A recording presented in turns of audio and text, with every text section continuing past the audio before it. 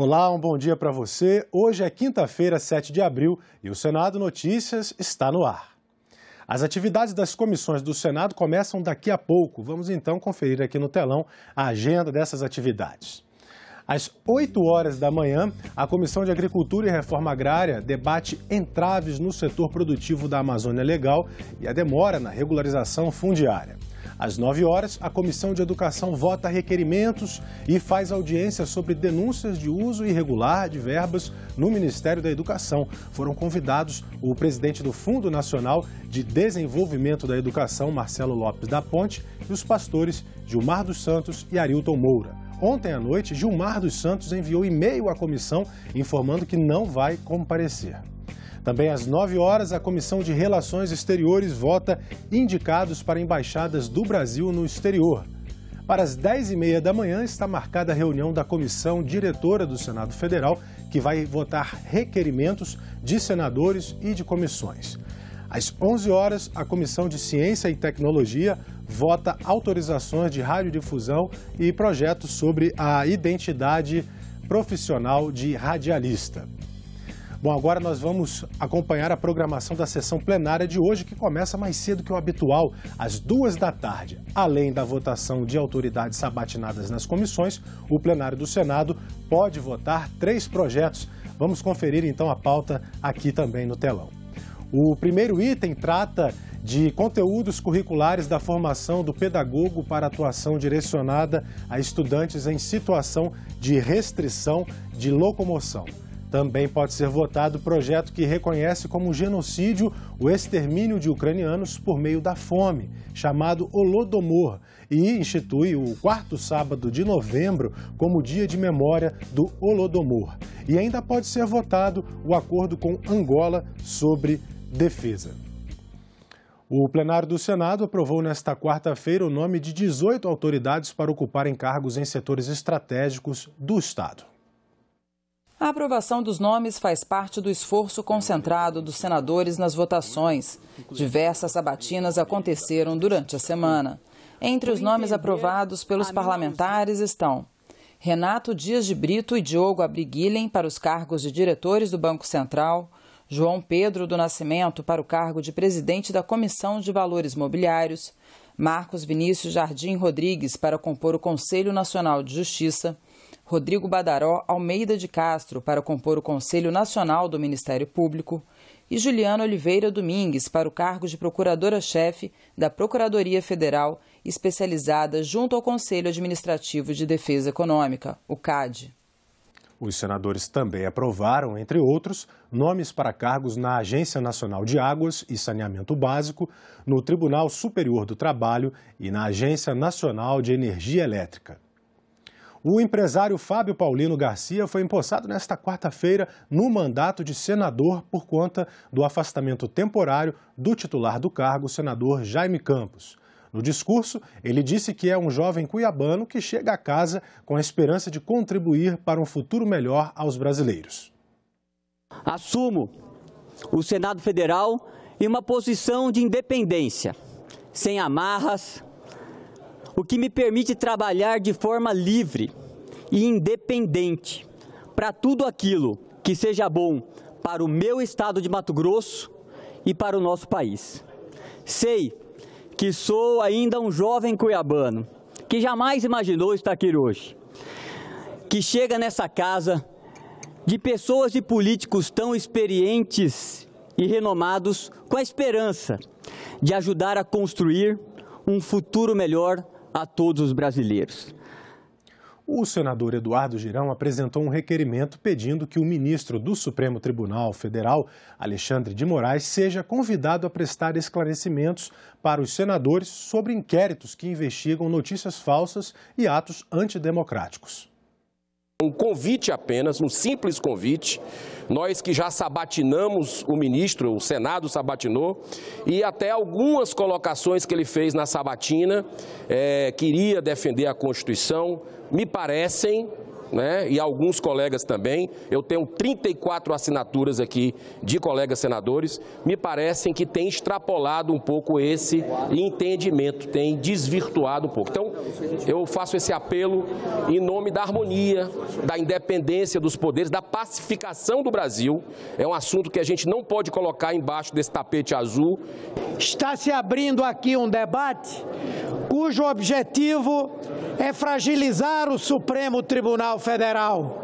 O Supremo Tribunal Federal, que tem sido o esteio da democracia no nosso país. A tentativa de intimidá-lo. Não foi por acaso que na semana passada o presidente da República, em um ato político, ele disse que não seriam 2 ou 3 que iriam decidir a eleição e que o voto teria que ser contado. A Comissão de Relações Exteriores recebeu o chanceler brasileiro Carlos França. Ele disse que o conflito na Ucrânia pode causar falta de fertilizantes no mercado brasileiro. O chanceler brasileiro foi recebido pelo senador Fernando Collor, que o conduziu até a sala da reunião. O ministro é a segunda autoridade ouvida pela comissão na série de debates sobre a guerra entre a Rússia e a Ucrânia. Carlos França disse que o Brasil já se manifestou em importantes fóruns, como o da ONU, solicitando o cessar-fogo, mas disse que as sanções impostas à Rússia são preocupantes. Além de serem ilegais perante o direito internacional, as sanções podem agravar os efeitos econômicos do conflito e impactar as cadeias de suprimento de produtos essenciais, como alimentos e insumos básicos.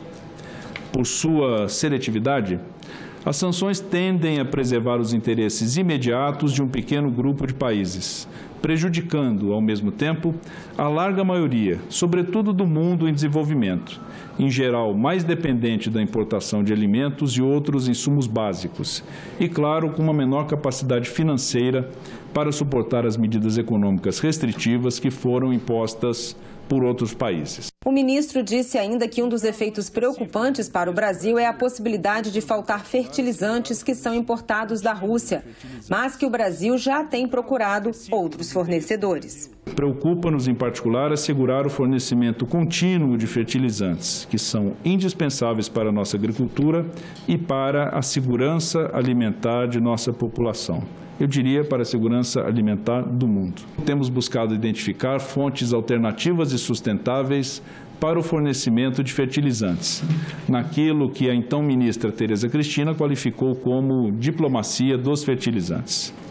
Temos, por exemplo, mantido diálogo com diversos países produtores, como a Arábia Saudita, o Canadá, Irã e Nigéria. O senador Fernando Collor defendeu que o Brasil atue como um mediador neste conflito e também se mostrou preocupado com o abastecimento de fertilizantes. É algo de fundamental importância que nós consigamos substituir o percentual elevado que temos de importação da Rússia, no caso de fertilizantes, por outros países produtores desses insumos. O nosso plano de fertilizantes é para daqui a 30 anos reduzir em 50% a nossa dependência, então nós temos que correr, como Vossa Excelência já relatou, atrás de substitutos imediatos. Em pleno século XXI, nenhum motivo pode justificar uma guerra em que pesem todas as diferenças. Só há espaço para que prevaleça a diplomacia e o diálogo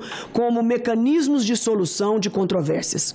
A morte de populações civis e indefesas, crises humanitárias e ameaças à paz e à segurança internacional são intoleráveis nos dias de hoje. A Comissão de Relações Exteriores também ouviu o encarregado de negócios ucraniano à frente da embaixada daquele país aqui no Brasil.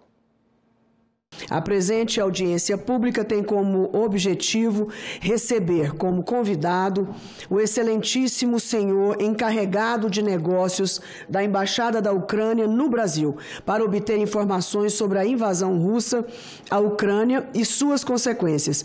Anatoly Kar agradeceu o apoio do Senado brasileiro na defesa de um imediato cessar-fogo e solidariedade ao povo da Ucrânia. Em primeiro lugar, eu gostaria de agradecer a senhora Presidente pelo repúdio à violação dos direitos do direito internacional, à integridade territorial e à soberania da Ucrânia e pelos apelos ao cessar-fogo na Ucrânia. Esse apoio é muito importante. Carr descreveu o terrível cenário da guerra do ponto de vista de um país historicamente pacífico que se viu invadido numa disputa por território e poder geopolítico. Os 42 dias foi como uma eternidade que divide uma vida cotidiana normal e esses horrores de bombardeios dos hospitais, de morte dos civis, de bombardeios dos bairros residenciais. A morte de populações civis e indefesas, crises humanitárias e ameaças à paz e à segurança internacionais são intoleráveis nos dias de hoje. As doações brasileiras foram bem recebidas, mas a Ucrânia precisa de mais apoio. O encarregado de negócios mencionou uma queda de 35% do PIB em 40 dias, o bloqueio dos portos impedindo a exportação de produtos e o ataque à população civil. A Ucrânia, sendo um país pacífico, nunca participou nem iniciou um conflito armado. Até que, em 2014, chegou a guerra no território ucraniano, que foi começado primeiro com a ocupação ilegal da Península da Crimeia e, posteriormente, das regiões dos territórios das regiões de Donetsk e Lugansk. O número das perdas civis é maior do que o número das perdas militares. Os soldados russos receberam a ordem de mudar para a autossuficiência, ou seja, eles foram autorizados a pilhar os moradores. Eles estão roubando dos civis, eles estão roubando dos comboios humanitários. O que eles não podem roubar, eles destroem. Os senadores presentes da Comissão de Relações Exteriores condenaram a violência da guerra e questionaram o papel da OTAN na origem do conflito, além de criticarem a postura do Conselho de Segurança da ONU. E eu me congratulo com o discurso do presidente Zelensky, né? De ontem, perante o Conselho de Segurança da ONU. Vocês querem acabar com a ONU? Ou querem habilitar a ONU? Se quiserem acabar, mantenham este Conselho de Segurança, onde um veto acaba com qualquer decisão.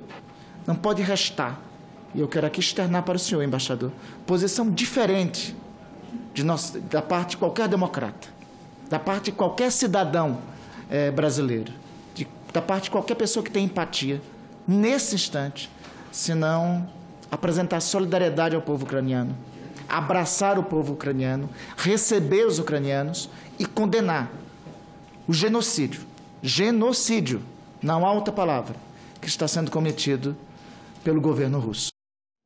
A Comissão de Assuntos Sociais debateu nesta quarta-feira, em audiência pública, o projeto de lei que regulamenta os serviços de telesaúde no Brasil. O texto, de autoria do senador Esperidião Amin, dá respaldo legal para que o SUS e os serviços de saúde privada possam oferecer o atendimento à distância aos pacientes. O isolamento e a restrição ao contato impostos pela pandemia de Covid-19 aceleraram o uso do atendimento à saúde à distância, mas a autorização foi emergencial e precisa ser regulamentada. Médicos e representantes de conselhos, associações e do Ministério da Saúde destacaram o potencial da telesaúde no melhor atendimento dos pacientes, sobretudo aqueles em regiões de difícil acesso. A gente entende, então, que a telesaúde ela reduz esses deslocamentos, evitando filas, melhorando o acesso, reduzindo o desperdício com esses custos de deslocamento e que nós temos é uma altíssima satisfação do paciente, que tem um acesso mais veloz, consegue resolver os seus problemas de saúde de forma bastante importante nesse sentido. A nossa expectativa para o ano de 2022 é que 30 milhões de pessoas deixem de procurar pronto-socorro por ter a opção de fazer uso da telemedicina, pronto-socorro e pronto-atendimento. Quem trabalha no sistema de saúde sabe o impacto que é tirar 30 milhões de pessoas do pronto-socorro. O impacto não é só pelo acesso facilitado, mas também por menor tempo de diagnóstico, por menor tempo para o início do tratamento, para melhoria e aumento do segmento desses doentes, independente da sua faixa etária. Isso traz um enorme impacto para o nosso sistema. A telemedicina oferece a oportunidade do retorno a uma medicina narrativa, na qual a conversa com o paciente ajuda a extrair uma parte importante da história de quem é essa pessoa e onde ela se insere e qual é o seu sofrimento. Assim, é possível entender, primeiro, ficando menos dependente dos exames e focar mais na necessidade do paciente. Todos destacaram a importância de que a telesaúde seja sempre uma opção para o médico e para o paciente, e nunca uma imposição. Segundo o Conselho Federal de Medicina, o tema é polêmico e há uma divisão na classe médica. Os médicos mais velhos, principalmente, têm mais resistência, os médicos do Norte e do Nordeste têm mais resistência, e os médicos do Sul e mais jovens têm menor resistência. Então, há uma divisão mesmo, e tem motivos para isso. Por quê? Há um grande medo da substituição da mão de obra e da desmonetarização disso tudo. Então, há uma grande preocupação em que nós consigamos também manter a qualidade médica. Eu acho que se os nossos rincões, como na região Norte e Nordeste, tiver acesso à internet para ter essas orientações, isso tem uma importância fundamental. Então, é aquela história, nem tão mar, nem tão terra. Por isso que a autonomia regulada é importantíssima, porque o paciente vai ter o direito de escolher se ele quer ser atendido presencialmente, e o médico também se vai atender à distância ou não. Então, nós temos que ter um texto razoável, com poucos erros, e que abra.